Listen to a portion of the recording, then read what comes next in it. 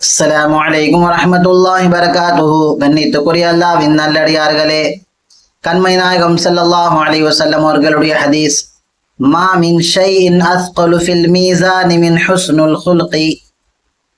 அமல்களுடைய தராசுடைய தட்டிலே அதிகமான கனத்தை ஏற்படுத்தக்கூடியது நல்ல ஒழுக்கங்கள். நாயகம் ஸல்லல்லாஹு அலைஹி வஸல்லம் அவர்கள் சொல்லியிருக்கின்றார்கள், கியாமத் நாளிலே நம்முடைய அமல்களை அல்லாஹ் தபாரக் வ தஆலா தராசுடைய தட்டில் வைத்து நம்முடைய அமலுடைய கனத்தை அல்லாஹ் பார்ப்பான். அமல்கள் எண்ணப்படுவதில்லை, அமல்களுடைய கனத்தை தான் பார்க்கப்படும். அப்படிப்பட்ட அந்த நேரத்திலே அதிகமாக கனத்தை ஏற்படுத்தக்கூடியது நல்ல ஒழுக்கங்கள் என்பதாக நாயகம் ஸல்லல்லாஹு அலைஹி வஸல்லம் அவர்கள் சொல்லியிருக்கின்றார்கள்.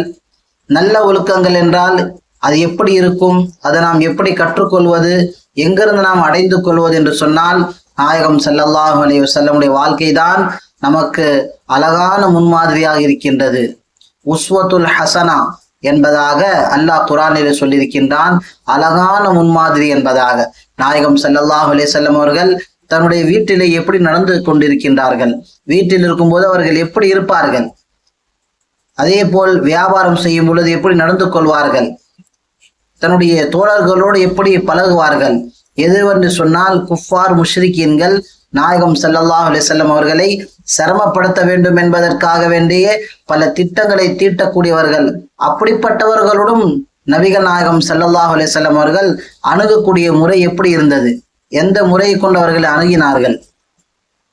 அவர்களுடைய ஒழுக்கத்தின் காரணமாக அவர்களை சிரமம் கொடுக்க முன் வந்தவர்கள் எல்லாம் ஈமானை பெற்று சென்று விட்டார்கள், ஈமானை அடைந்து கொண்டார்கள். காரணம் என்ன? நாயகம் ஸல்லல்லாஹு அலைஹி வஸல்லமுடைய ஒழுக்கங்கள் தான். அப்படிப்பட்ட அந்த உன்னதமான ஒழுக்கங்களை நம்முடைய வாழ்க்கையிலே கொண்டு வர வேண்டும். நம்முடைய நாவால் நல்ல விஷயங்களே பேச வேண்டும், நல்ல சிந்தனையை சிந்திக்க வேண்டும்.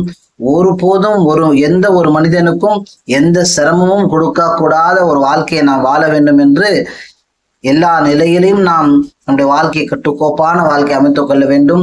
நாளை கியாமத் நாளிலே நம்முடைய அமல்கள் எடை போடும் பொழுது நம்முடைய ஒழுக்கத்தின் காரணமாக நம்முடைய நல்ல அமல்களுடைய அந்த தராசு கனத்தால் தாழ்ந்து விட வேண்டும்.